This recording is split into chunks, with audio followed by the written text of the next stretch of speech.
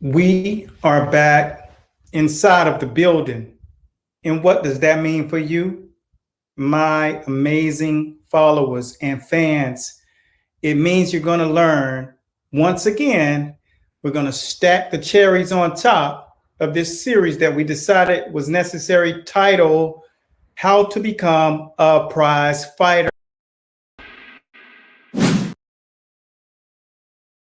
Re-airing a conversation with Anthony Joshua, heavyweight champion, just happens to be fighting this weekend.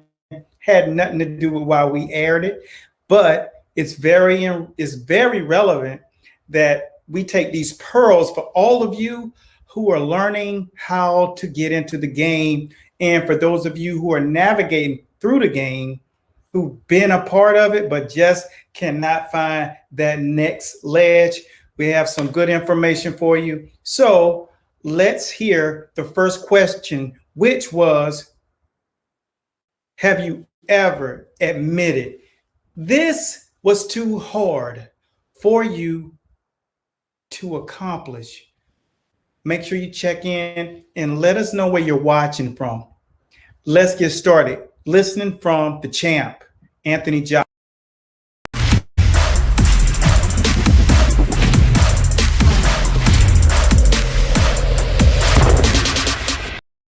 Enjoy the tape. Drop your questions. This is going down. Too hard. There was only one time when it was like, this is too hard, when I came up here. Yeah.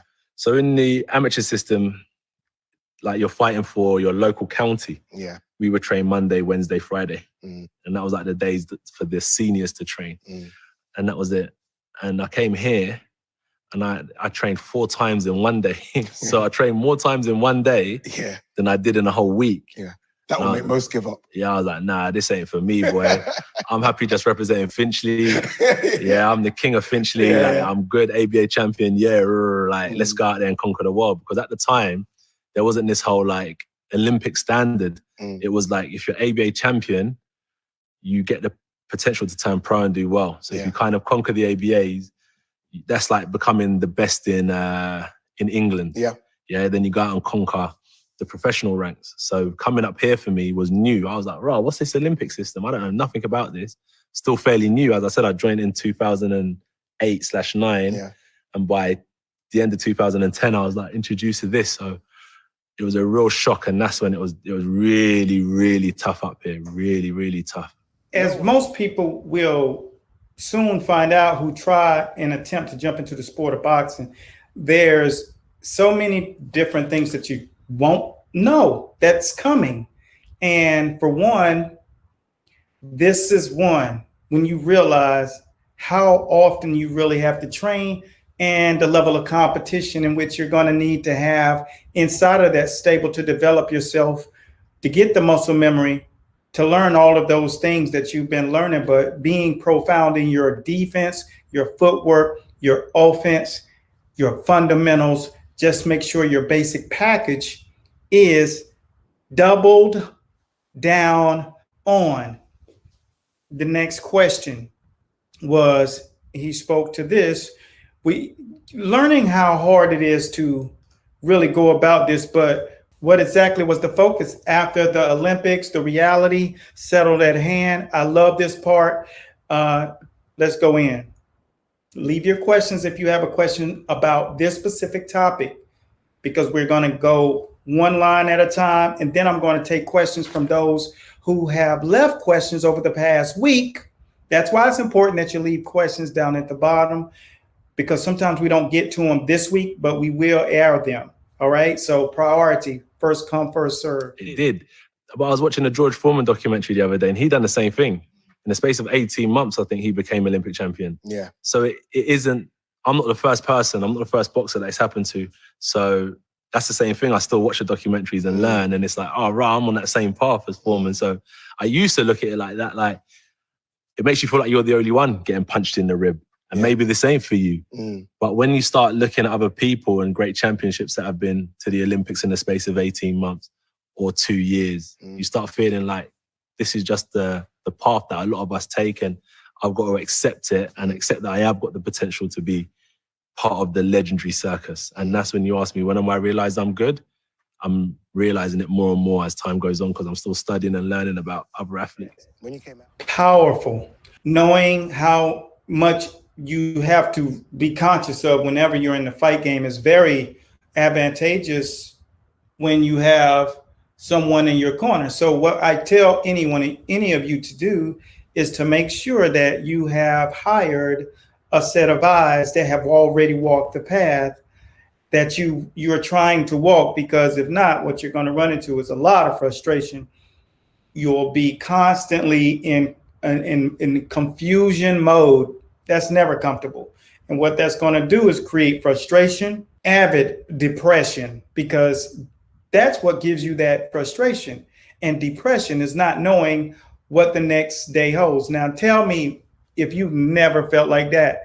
And when that starts to happen and be a regular occurrence, you'll find yourself financially under duress. And that is not a good thing or a recipe for success. So my advice is always to find someone to walk a path that's walk that path first before you. So let's get it on. Next question is really good as well. And after we do this one, what we'll do is I'll answer a question or two from our other show from the last week. So this is where we're going next. And here, what people are on a constant, what do fans not understand about prize, and the rest of the word is fighting, is coming up as we go. So these are things that you will learn on this page under our tutelage, being guided. It was interesting because check it.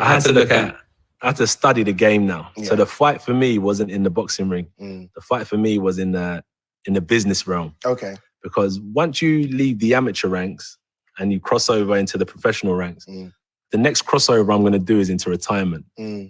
So that was like my mindset. If I make this decision to turn pro, I have to make this work. Yeah. This is prize fighting. I have to make this work, and I have to check. Prize, right? It's a prize, yeah. It's a prize at the end of it. So we have to make this work. So I looked at all the business elements of the sport. I had to study about accountancy, lawyers, management. Do you like that side of things? No, definitely not. Definitely not. That's why you got a good team around you now. Yeah. And when you turn pro as a boxer, so if I was to join Watford Football Club, for example, or like an NFL team or a basketball team, you join a franchise. So they're like, hey Ade, this is your physio, this is your nutritionist, this is the training camp you're going to stay at, this is your accountant, this is your lifestyle coach. In boxing, sit down, contract. You're fighting October the 13th, October the 15th, sign your contract, and then you're like, all right, sweet. You go back to your amateur gym. And what I say to a lot of the boys up here, when they turn pro, they go to the Olympics and they do well. Once they leave this great environment where they have sparring with Uzbekistan, Africa, Russia, different elite level boxers. Yeah. I say, don't forget what got you that success.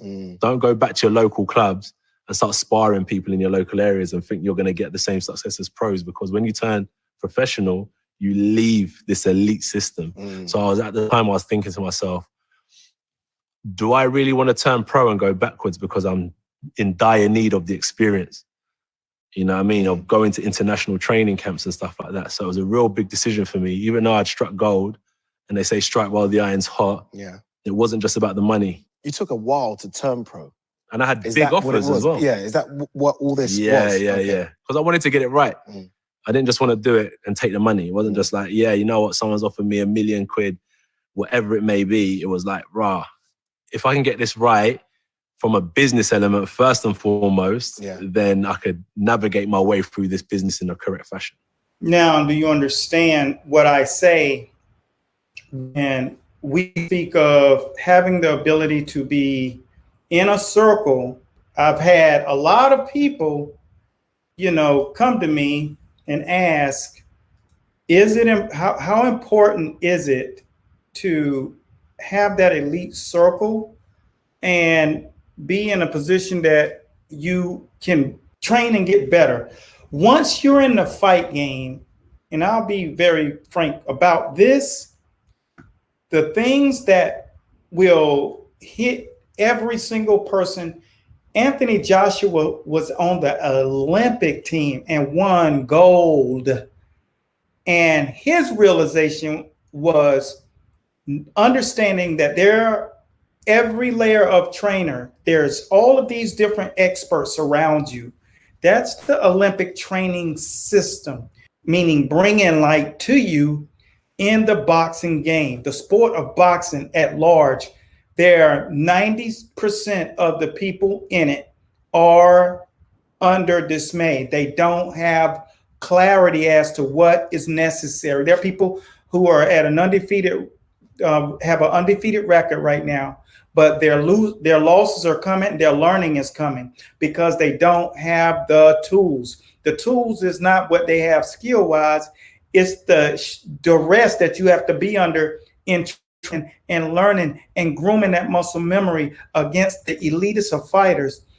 If you are an amateur at this time and you don't understand what you're going to do as a professional fighter, what's going to happen is a bunch of people will start to tag on and they're going to move in silence around you when it counts to be vocal.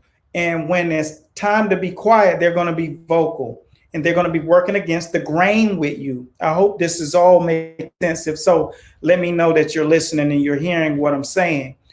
When these fighters get to the point where that is the case, you're going to find that you're in a dark place. Anthony Joshua realized that he had to get a better team around him. And what coaches, trainers, athletes, the mistake they make most is they go back home and train because they feel like what got them there was them, whereas basically not them, it's the system. If you take Michael Jordan and you just put him in the regular playground setting, he's an athletic guy. But when you put him under the tutelage of Dean Smith, he becomes the greatest of all time, the GOAT, because he's systematic. He understands the business, the team, the process, and you don't learn any of those things outside of that bubble. That's why it's called an elite training circle, Olympic training circle, the elite training circle, because in that circle comes a mall of education and you're on a constant hamster wheel figuring it all out. Now, I'm going to go to a question. So I hope that that information is very relevant for you to take under our tutelage in that conversation. Here we have Jesse. Jesse says he's 185 pound Jesse Staller. And this is a Q&A came through and we take this serious. So we let the individuals know that we are listening. So Jesse is going pro. He's in a situation with a promoter. Now, if you don't have that circle around you, like Anthony Joshua did, and he also had the choice to lose it because he wasn't sure that he was going to be a professional fighter, a prize fighter, right? So what happened is he took the liberty to say, am I going to go back and start working with these guys that I grew up with, or am I going to go back to the system that got me to the level in which I got? When you're starting to fight people from Kazakhstan and Croatia and Australia and all parts of the world, the Netherlands, Cuba, you better have your stuff intact, because in those countries, they have systems in place for the elite athlete. So if you're someone under minute tutelage, then you're going to lose by default because of the amount of things that you don't know. Now, with Jesse, what I say to you, my advice is to first and foremost, get into a position where you understand what's coming. Hire eyes that have been where you want to go. If you don't, what's going to happen is you're going to start attracting hanger owners, people who just want to utilize the opportunity to have their face built in a place in which that they have not yet operated. So they're just going to jump on like leeches. They mean well, but they're opportunists. You have to find a team that has your best interests, know how to do contractual scenarios, know how to have the right people that surround you, like the people who are experts in nutrition, experts in sports performance, experts in technical endeavors from your skills. Because if you don't have great technique, it'll be one of the things, and it'll be the demise of your growth. The last and least but not least thing is that you have to have a training system in which you're under in each of these categories. So that's my knowledge passed down to you. Please tell me you guys are going to use it. And if you're training people, if your biggest cheerleader is clips, you're not good for the growth, and it'll soon bite you. If you take a guy like Kenny Porter, who's been educated by extremely educated fighters, coaches, and surrounded by training people who got systems in place and a circle of expert trainers in place. That's how you go about doing it. He's learned. Now he's starting to train fighters outside of his son in Sean Porter. Coach Kenny Porter had reached out when they were fighting Errol Spence, and we connected, and we were subjected to aid them in training camp. When I tell you, if I couldn't do it physically, for whatever reason that was, I would do whatever I could do and lend my part virtually, which is what I did. And with that being said, you only reach out and connect to people who can bring value. We bring value, and it doesn't matter who we are. We've been in conversations with the greatest fighters who are current right now, their trainers, to give them insight from our perspective, our experience, because I'm more experienced than most of these guys, and all of the experiences that I've had will benefit them all. And that's what we're here to do, whether it's you who've never been in a fight before, never been to an elite training camp, or if it's someone who's been in 20 and they just know that this is a different perspective.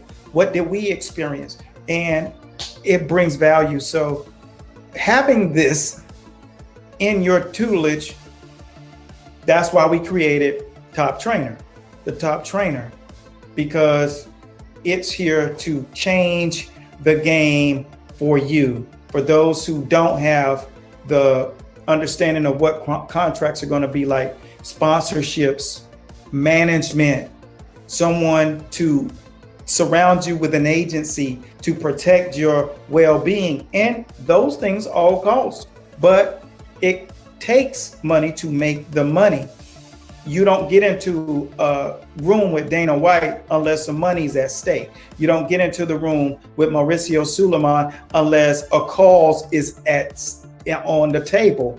Big kind of causes, and that's what you all need to learn. Anthony Joshua learned on the job and has done a great job. Eddie Hearn has protected him really well as far as his brain trust, and he just signed another great deal with Eddie Hearns. Why not? Because he's one of the most active, innovative promoters in the game. How do you get into the circle with Eddie Hearn?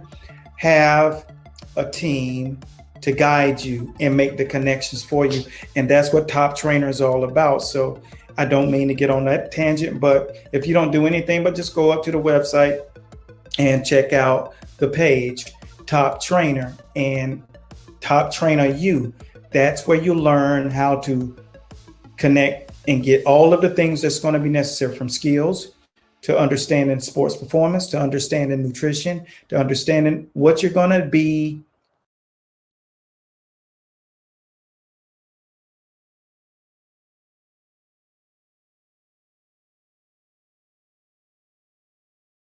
when you get into that savage scenario with the most elitist of fighters.